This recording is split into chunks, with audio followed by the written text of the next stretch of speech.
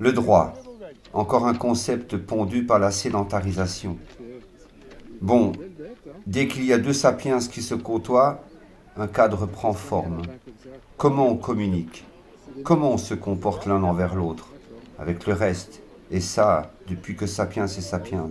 Mais avec la sédentarisation, on passe un cap dans la complexité des organisations humaines.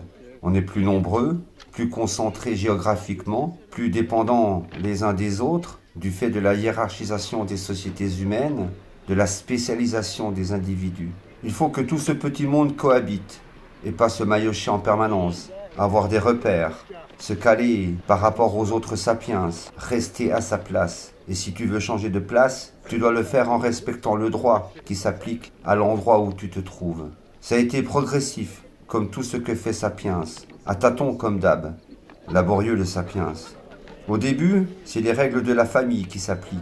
Entre deux familles, les règles sont plus ou moins homogènes, on se connaît encore, on sait qui est qui. Puis ça se complique, entre tribus on se connaît moins là. Ça part en eau de boudin vite fait, la razzia, la vengeance règle les différends.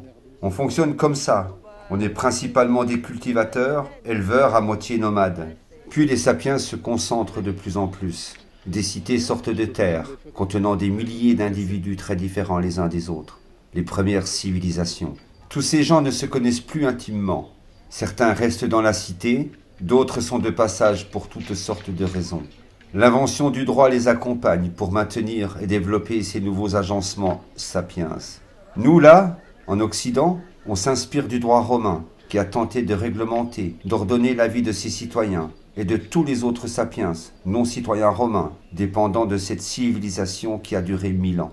Au départ, sous la forme d'une république, puis d'un empire, avec sa ribambelle de César. Ils ont essayé de séparer en 3 morceaux, le divin, l'humain et le reste. En gros, tout ce qui n'est pas divin, ni humain. Je vous laisse chercher. Toujours cette extraction de notre milieu voulu ou non.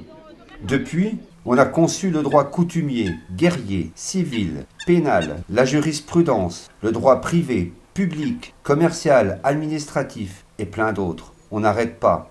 Tous consignés par écrit. Important les écrits, ils traversent les générations, stabilisent ces grands ensembles sapiens. Tout ça ne sert qu'à organiser la vie entre sapiens. Rien à voir avec Dieu qui tente malgré tout de s'immiscer dans les affaires de sapiens. Mais c'est moins fiable pour gérer le quotidien, nos trucs à nous. Le droit s'applique, les individus y consentent, sinon recours à la force, pas la vengeance, la razzia, mais la force légitimée par le droit. C'est prévu, écrit dans les textes de loi, les décrets qui traduisent le droit. Et voilà où nous en sommes, ce que nous sommes aujourd'hui. Le nomade anarchiste est bien loin. Que voulez-vous? On est de plus en plus nombreux à vivre serrés tels des sardines dans leur boîte. On est des citadins évoluant dans des sociétés élaborées. Le droit est essentiel, quel qu'il soit. On peut le modifier, mais sans droit, retour à la vengeance, la razzia. Et cette fois, sans commune mesure avec ce qui se pratiquait au temps des tribus. Du style vol de canasson, enlèvement de donzelles, et de temps en temps, une bonne tuerie. Là, ça va être sanglant, bien qu'on se dise civilisé. Sapiens a même conçu les droits de l'homme, en espérant que ça nous apaiserait. Pas facile de se mettre d'accord là-dessus. Ne pas oublier que ce ne sont que des concepts sapiens, rien d'universel, vraiment réel, comme un truc objectif qui se fout de nous, qui est totalement indifférent à nous. La gravité, par exemple. On va même plus loin.